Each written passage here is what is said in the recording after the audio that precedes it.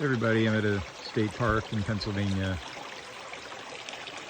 I don't know if I'm the best communicator, but we all must try. So, it takes courage to speak out in times like this, and I encourage everyone to do that. I think perhaps. I mean, I'm trying to get to the heart of matters. I think when we're talking about major things happening, like a response to a pandemic, or corporate consolidation, or the relationship between humans and nature, I mean, we need to be realistic about, like, what are the conditions that bring about infectious disease? Like, what are the conditions on the ground? And then what are the conditions of our lives and our bodies, and like what is in our environment and how that affects how we react to things we come across, pathogens, and how pathogens spread relating to our own human health. And that's a topic that a lot of people are thinking about, but it's not a topic that,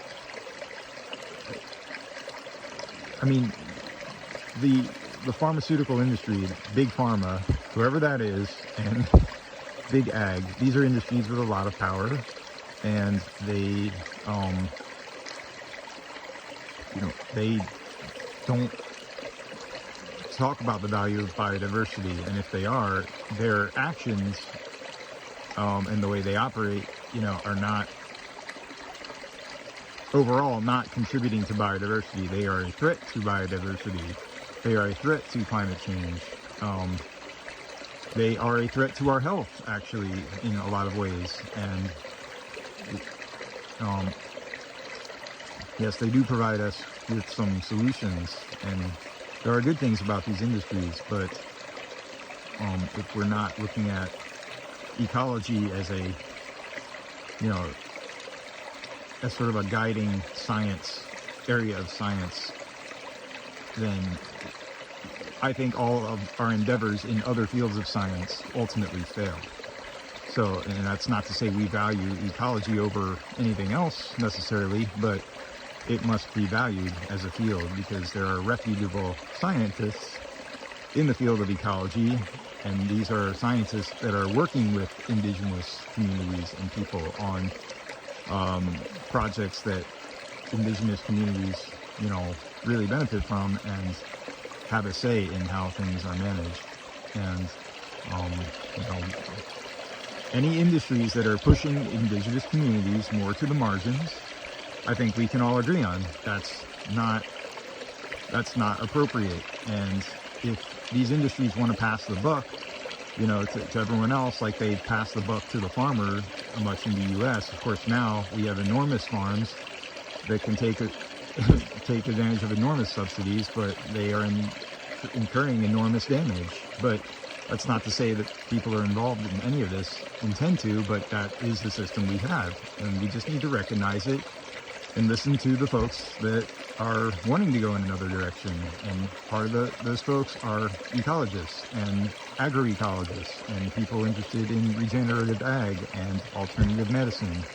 And it's not to say that, everything about mainstream science isn't good. It's just to say that, well, yes, but, recognize our importance, because you are acting in opposition to many of our principles, such as the principle of, valuing biodiversity, valuing ecosystem services, clean water and clean air and access to nature. And quite frankly, I believe that, part of it comes down to just, we need hands on land. We need people working on land to do this, to get to better places. And how we do that, like, that's something for urban and rural people to collaborate on. That is something for there to be international collaboration on. So I highly recommend looking up agroecology and agroforestry, because from what I see, the the academics and scientists in this field and the practitioners of it are all very intelligent people, and are able to work towards unleashing the abundance that nature really provides, while also protecting nature and working with nature. And this is the same thing Aldo Leopold talked about in Sand County Almanac. Sorry if I'm sounding preachy, but it's like, you know, if people aren't recognizing like the inappropriate relationship between the federal government, the pharmaceutical industry, big ag, you know, and the media and political parties, like all this, I really believe we have a two-party duopoly that is not really serving us like how it should, and I don't know what the solution is to changing that. But if we're not recognizing that, what we've been doing lately is we've been empowering major industries, big corporate industries, to control the flow of information, to largely control science and be very selective of what studies they want to sort of cite and how they want to translate them in ways that to me benefit large industries. So, but I'm not here to complain about that. I'm here to propose solutions. Believe it or not, I think a lot of rural and conservative people agree on this. I think a lot of urban, and I'm typecasting, but just, you know, urban, liberal, left-leaning people, and, you know, as well as like urban conservatives and, you know, rural liberals or whatever. Like, this is, we need to stop arguing about communism and capitalism and just make our own ism that works collectively for a lot of people. And that may sound unlikely, but I live in the country. I'm from a suburban area. I'm from like left-leaning people, you know, like friends and family, mostly, not all. And I'm glad there's differences of opinions, but, you know, rural folks are like, I mean, yes, a lot of rural folks voted for Trump, but, you know, I mean, let's not act as if like the Democratic Party, you know, is you know, like some angel in all of this. I mean, we've been talking about how we're kind of, you know, our relationship with nature has been changing, and chronic disease has been increasing. Life satisfaction isn't necessarily getting any more, and our environmental goals, our economic goals, like none of these can be accomplished if we are largely supporting industries that are quite extractive, or industries that are part of the problem, you know, like the pharmaceutical industry and big ag. If they are producing substances that are harmful to us, and they are also the ones bringing us the supposed cures, you know, they kind of have a conflict of interest there, because, I mean, I don't know how that sounds to you, but, you know, look at how we regulate chemicals and toxins. We do have some regulation, but we also bully other nations into using the same policies we do as regarding chemicals that have long been established as toxic and, you know, inappropriate without, you know, heavy restrictions or outright banning. And to act like, you know, if we're gonna judge toxicity based on just a single chemical, you know, and say, well, okay, that doesn't exceed a threshold and it's safe. If it's in our food, if it's in our water, if it's in our air, then that's not really telling the whole story, because we are exposed to a lot of different toxins. So I think these industries have undue influence on regulation, and they also, I know they buy a lot of ad space on, you know, probably on the internet, but definitely on television. So I think there's a conflict of interest with the media. And I think that, you know, for industries on other continents, like in China, that are essentially operating in a similar way, you know, there's big ag in China, you know, that's, you know, we need to consider that, you know, we sell China much of the grain that they feed in their confined, concentrated animal feeding operations. And if, you know, there's a conflict of interest there, because if, you know, China's also has monoculture, industrial agriculture, pushing people to the margins. Like, you can look up Miguel Altieri from UC Berkeley, an agroecologist that talks about this. Rob Wallace, I think he's affiliated with like University of Minnesota, like evolutionary biologist, like talks about this, maps it. But to even find info about grain exports, I mean, you can find that info, but it's all couched in, a lot of it's couched in like, you know, really confusing data sets based on months. And but you know, just to get a picture of how much grain we export to China and how much, you know, commodity grain China needs to produce to like feed its confined animals. Yes, it does call for less meat consumption for sure, but you know, we need some livestock on land for an agroecological system. And I think if we're going to talk about being vegetarians or vegans, like we need to, you know, we need to consult the agroecology people and the regenerative agriculture people. And you're not going to find a lot of that in government. And that's telling, because, you know, government and industry are large reasons why the rural agricultural landscape in the United States looks the way it does. I also think that rural Americans have an awareness of this, and I frankly think that, you know, expecting all rural Americans to trust the government and trust what mainstream media is telling them is just, I think that would actually be foolish. And I think I don't trust much of the mainstream media. I trust things to a degree, and I feel bad because I know there are journalists doing an excellent job working for probably all these networks, and now there's a lot of news on the internet, and there's some good stuff, but all that stuff is still filtered through things like Google and other, you know, social media, and, you know, there's really a lot of censorship going on and suppression of data and information that doesn't benefit, you know, big tech, or doesn't benefit the media, you know, the mainstream media. I think that's really problematic. That's really dangerous, because what we need in a time like now, maybe above all else, is widespread communication, like as unfettered as possible, and a lot of discussion, and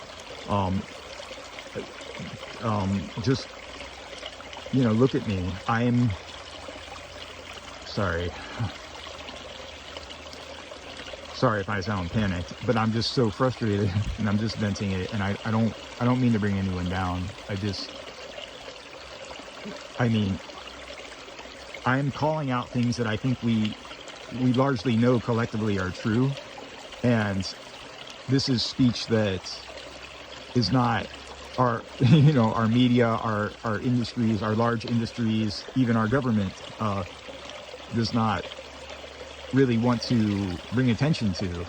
So that spells big conflict of interest, and it would be one thing if we didn't have better ways of doing things than how big ag and big pharma and big media and big tech and whatever, you go on and on. I mean, big oil is something I know less about. Like, it's not just big industries though. It's like we invest in these industries, in our stocks, in our financial investments, in our infrastructure. Once you build something, you then have to justify using it, and you have to somehow make a profit. And if you are an industry that's too big to fail, and yes, I would refer to the auto industry to that as well, but you know, if the pharmaceutical industry and big ag are too big to fail, then we have a real problem, because these industries are not proposing long-term sustainable solutions for any of the problems we're talking about.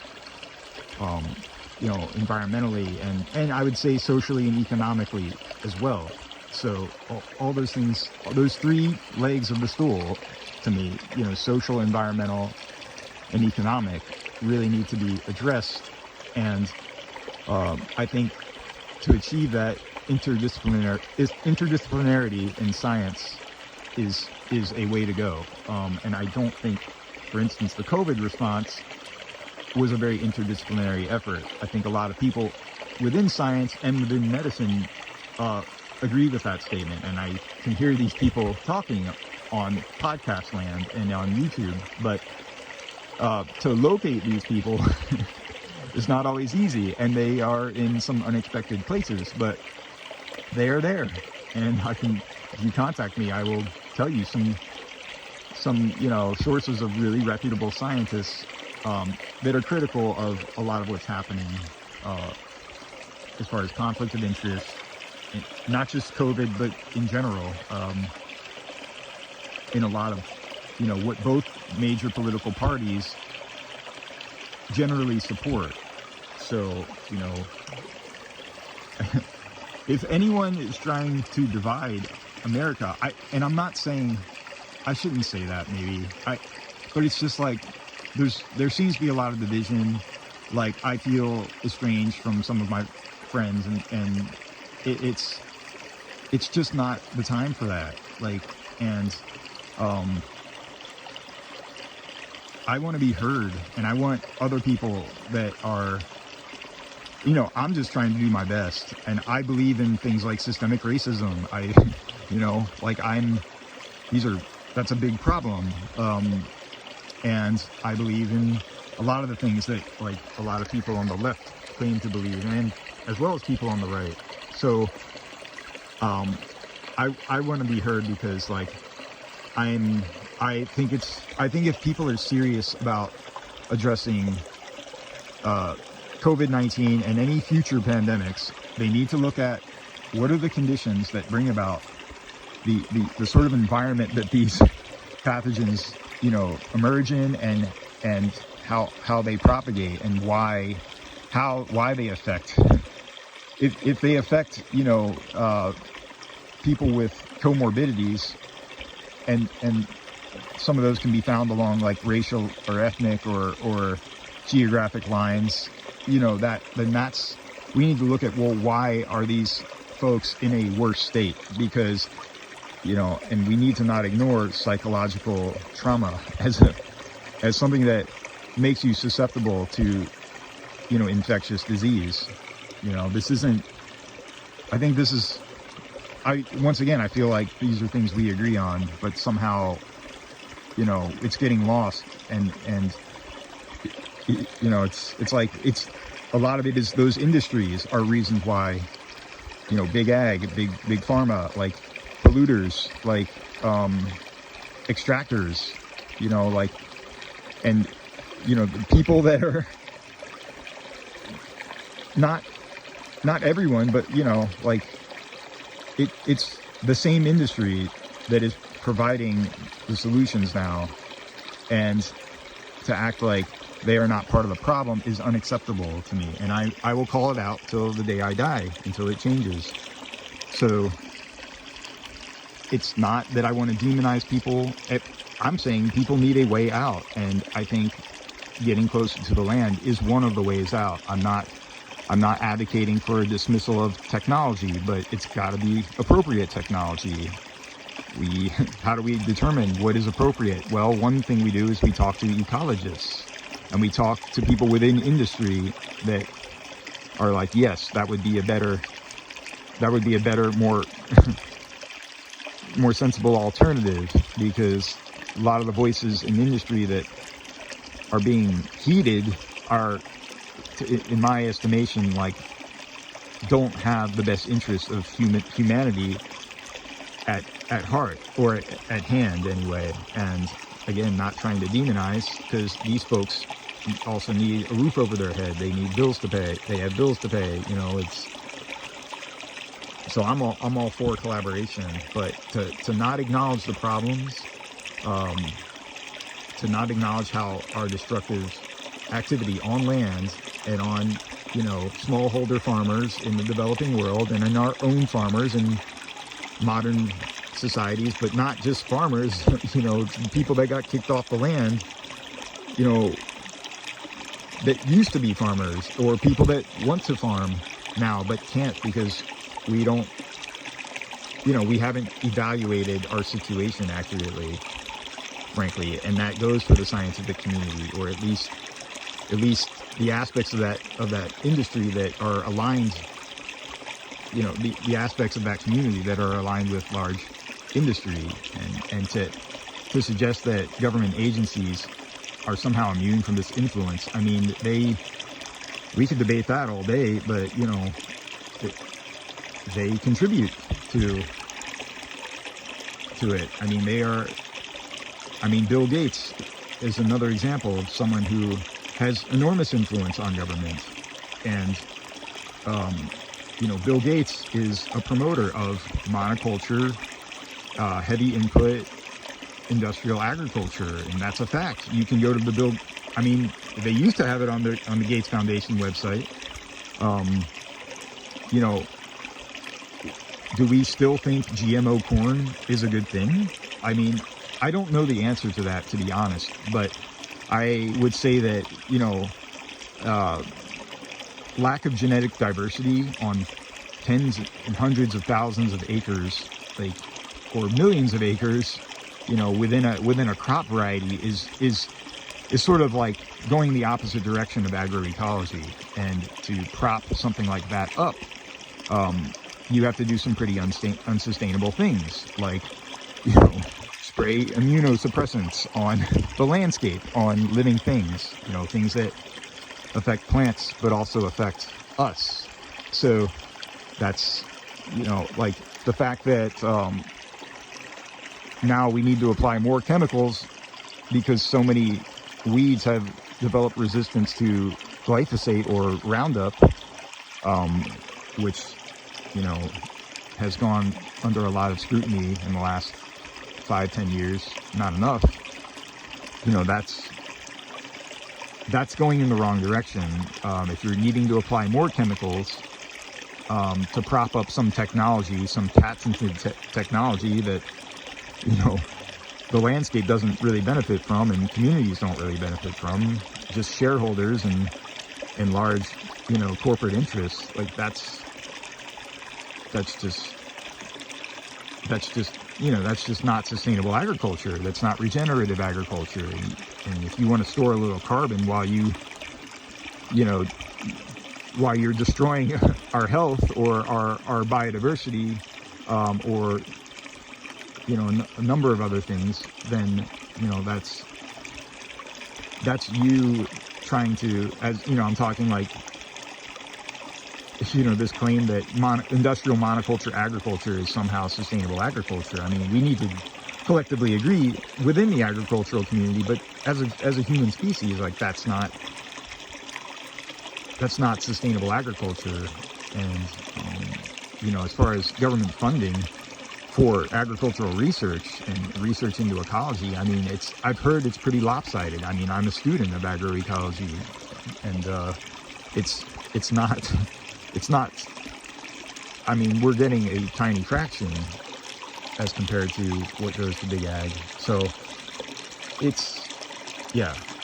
some things need to change, and I don't know the best way to do that, but being able to communicate freely is one of those ways, and I feel like I should be able to have a platform and share my views, even if I have views that are unpopular, because I think otherwise, at this point, we're really letting industry set the narratives, big industries set the narratives. We need to have other industries maybe set the narratives, and maybe some of these industries are pretty small and sort of suppressed right now. So, but anyway, I'm just rapping. I love you all, and I'm just trying to do my part. And I'm not perfect, but I'm trying to do positive collaboration. And maybe some of you think this is odd, but people need meaningful things to do, and and people need connection with nature. And I think a lot of our economy can line up with that, but we actually have to try. So anyway, I love y'all. Thank you. This is, I'm in central Pennsylvania, Ridge and Valley region, some state park. I forget the name. Haldeman State Park. All right, peace. Bye. Thank you. Love you.